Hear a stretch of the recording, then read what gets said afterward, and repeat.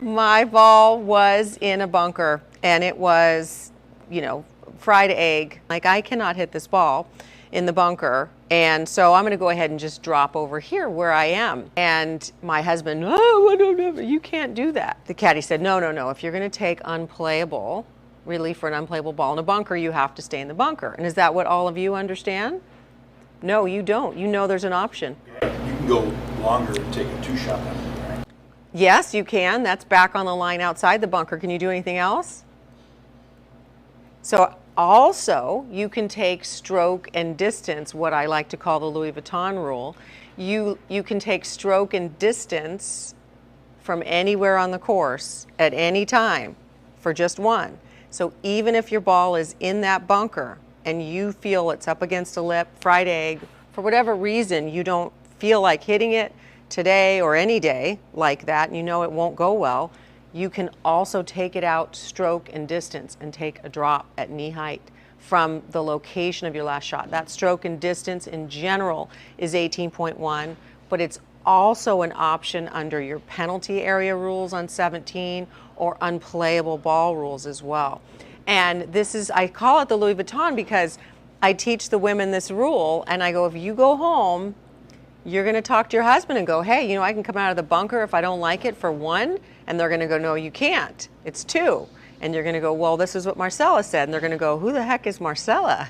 She doesn't know what she's talking about. And they're going to go, honey, I'll bet you. You want to bet a purse and make it a good one. Make it a Louis Vuitton. So it's one of those very not well-known rules. And there's going to be a few of those today, and that you might even question. But you'll find out eventually you probably don't want to question me, because I'm probably going to be right 99% of the time. So you're saying that at stroke and distance, I go back to where I hit it, so it could be 150 yards back. That's right. Yeah. And so it could be 20 yards back. It could be 20. I could be just hitting a simple 60-yard approach shot over a bunker, and I look up and didn't go well.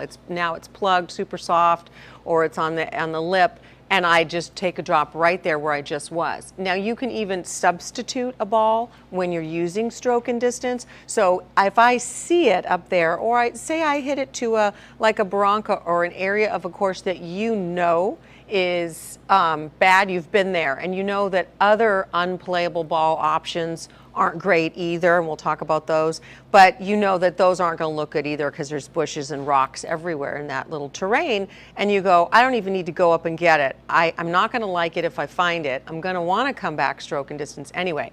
Let me take another ball out and drop right here, stroke and distance. That'd be a provisional.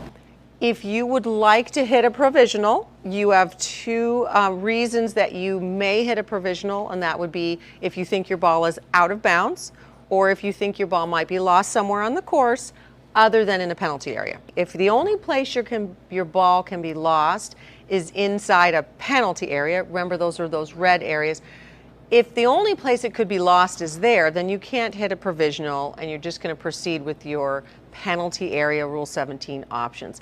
But if it's possible that your ball could be lost somewhere other than the penalty area on the course, then you can always hit a provisional.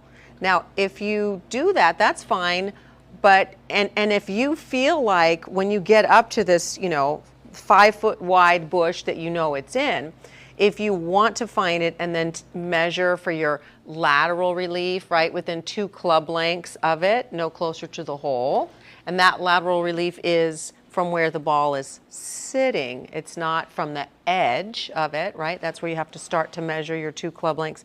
If you know this golf course and you know that all around those bushes anyway are more rocks and pebbles, and you're not going to enjoy it even if you could find it, then you might say, I don't even need to go up and find it. Let me just go now and not hit a provisional because I can grab my $5 ball on my way. If I'm calling it stroke and distance, it's not a provisional, and therefore I can find my ball and it's not my ball in play. Because when we've hit a provisional ball, which is a ball that you hit if you think your ball might be lost somewhere other than a penalty area, or it might be out of bounds, then you hit it just in case, a provisional ball. You announce, I'm hitting a provisional, and you must announce that, but you can say, oh, and this one's a Titleist 4 with the green dot. You can say that. You should know that it looks different or it's identified different because you want to make sure in case you hit two right next to each other, which does happen. So you announced you're hitting that provisional and you hit that provisional. Now, if you find your Original ball. within 3 minutes of searching for it, you must play that ball. Now, you might have to take relief from it, take an unplayable, do some other things, but when you've named it a provisional and you find it within 3 minutes, you must, that's your ball in play.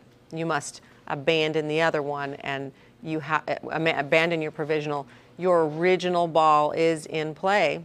Does that make sense? So if I call it stroke and distance, then no problem, I hit it, my ball's in play, and that ball in the bush, if I see it on my way up, I can grab it and make sure it looks pretty clean and keep that ball.